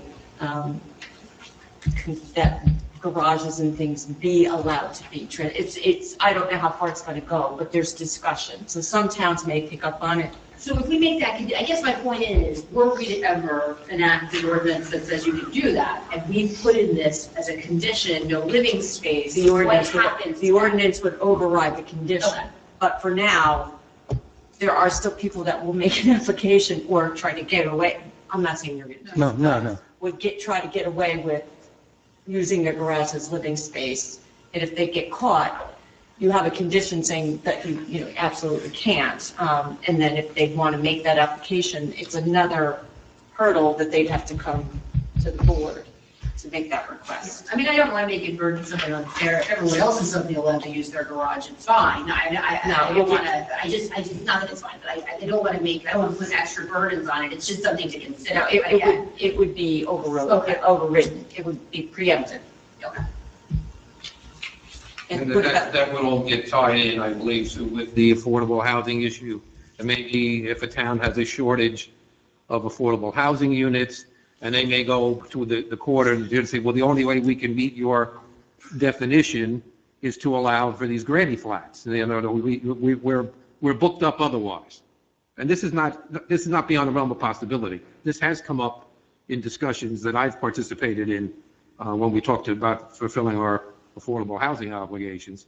Now, that, another council could change that, but right now, granny flats, for lack of a better terminology, is not on the, on the agenda because we've met the requirements. Now, in 2025, when the next round comes due, and they come up with a number, God knows what that'll be, if we've run out of buildable space, theoretically, the court could, I mean, I think the council's point, the legislature should say, well, in order, if the only way you can meet the number is to change your ordinance to allow these auxiliary structures, for lack of a way of putting it, to be converted to living space, that's a hypothetical, though. I mean, you really... I also don't think that's the only way it comes up. I think eventually housing costs get so high Yeah. that there's public pressure to simply say, I want to stay in the town I've lived in my entire life. I don't want Well, to that's a my children live in my house and I want to live in the backyard. And if enough people stay that way. that's affordable housing. That's what the issue is. Okay, I just wanted to kind of Do you want another condition about the breezeway? Yeah, no breezeways, no connecting to the house. I don't want it to all become sort of one giant structure.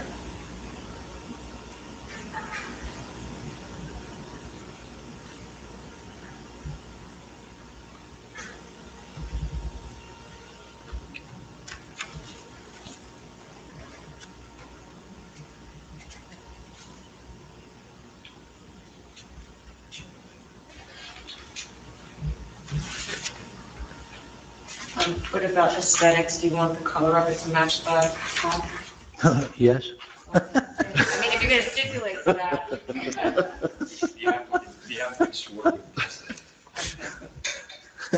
I have difficulty believing he would have it not touched.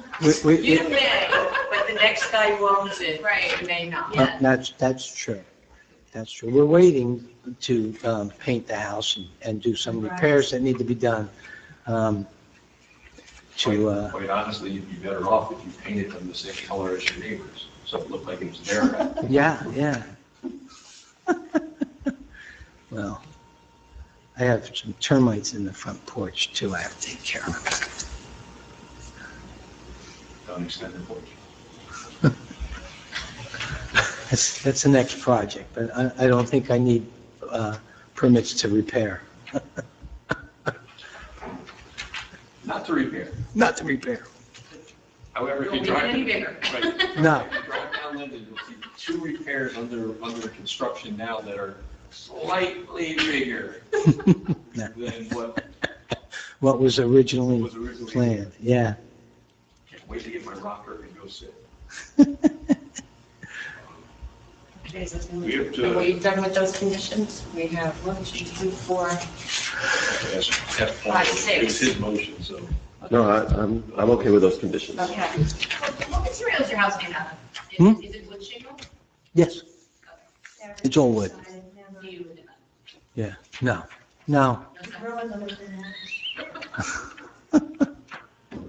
Reshingle? Yeah. Okay, we seem to have carved out a motion to approve the variances requested as amended. And we have, lost count, I was up to 7 or 8 when we started going crazy. 6, okay. We have 6 conditions that are included with that motion. Anyone need anything clarified?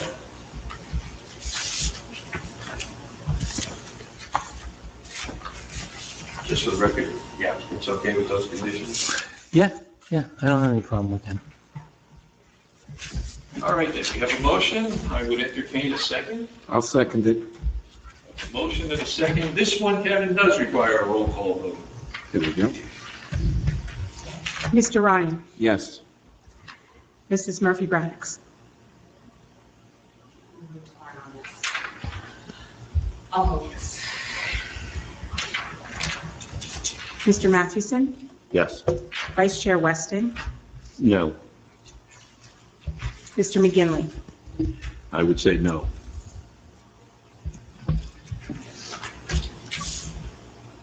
By my count, the motion did not pass. Why no? I mean, I don't understand why no. I mean, I'm making it better. It's better for me, it's better for the area. It makes everything more livable. It increases taxes in the town.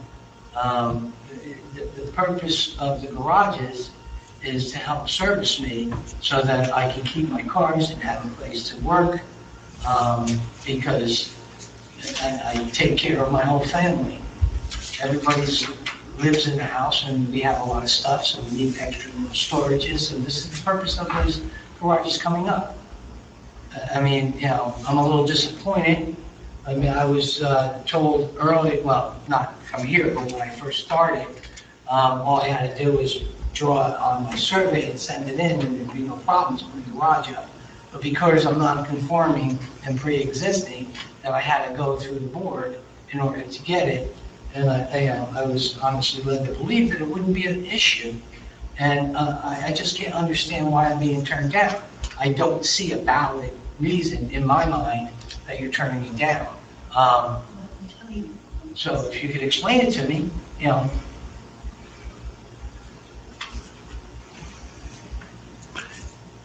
Either one of you. I think when we started, I have a good deal of experience going past the property, and I have a problem with properties that require so many variances for, and create a situation where we're unable to fix it. You know, there's no way we can't move the garages close enough to the house, far enough away from the property line, far enough back. It creates too many variances to make it acceptable. I also have concerns about properties that go from property line to property line without allowing ample space in between the properties. So that's where my reasoning was. I disagree. Yeah, I mean, I can't do anything unless you guys approve it. Okay, so like my options are, what do I do now? I need something there, okay? What you can do, you have two options. You can file an appeal, which has to be done within 45 days. It's something called the prerogative right. It has to be filed in the Superior Court down in Newark, where you make your claim that the board's decision is arbitrary, capricious, or unreasonable. That would be the standard that would apply to the board's decision if you wanted to attempt to overturn the board's decision. Again, I must remind you, it's a short time limit. The time limit begins to run from after the resolution is prepared, memorialized, and then printed in the newspaper. So you have a little bit of time. It's not 45 days from today, but it would be 45 days most likely from 1 month from now and whatever time that it gets printed in the So I have to newspaper. get a land use attorney to represent me. That's the one Go option. down there. That's the first option. The second option is that you speak with your architect and you downsize the application to some degree and come back with something substantially different. Perhaps, and I'm not saying that it's not my decision, it would be the code office's determination as to whether it's substantially different. Perhaps you come back with a request for one garage in a different area or a different size. I understand that that's not what you want, No, but that is not.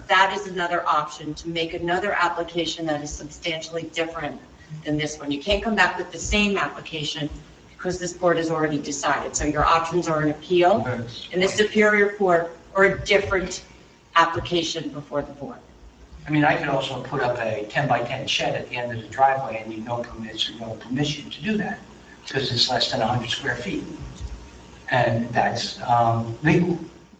Actually, it wouldn't be. I think you need a permit. There's a You certain, need a zoning permit. To put a shed up? Yes. I have 2 sheds on my property. there's a limit to the number of sheds you can have on the property according to the zoning laws. I'm just saying, now I have to go get an attorney and come back and argue this because, you know, it just, all right. Thank you, John. All right, back to the agenda.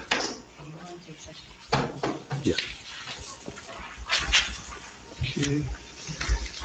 Back to the agenda, folks. We are going to move to executive session, item G.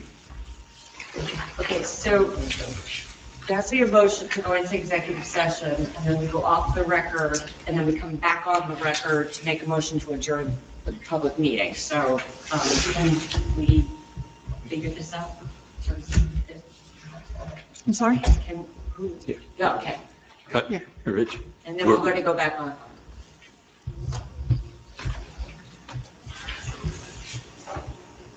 So I'll make the motion to the executive session. Yes. 10:07. Okay. We can discuss.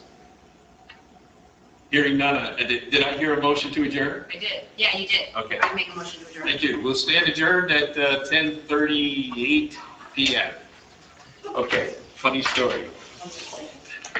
Kathleen tells me that Paula is leaving. And I said, oh, okay, good. So for whatever reason, I forgot the date she was leaving. I called up Kathleen maybe a week later, and they answered the phone, and the voice at the end of the phone